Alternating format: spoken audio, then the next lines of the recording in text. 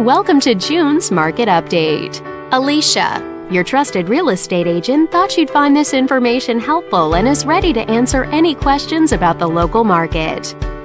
Let's take a look at residential real estate activity in your area during the month of May. The number of active listings was down 10% from 1 year earlier and down 9% from the previous month.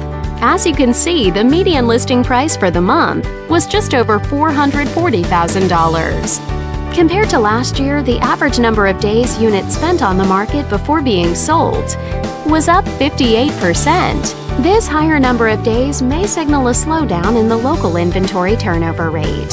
The median sale price was $360,000. The number of units sold decreased 6% year over year and increased 23% month over month. Despite a slight annual decrease, this upward monthly sales trend indicates positive momentum.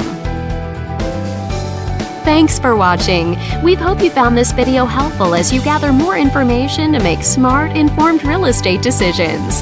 If you'd like more information or assistance, please click the button on the screen.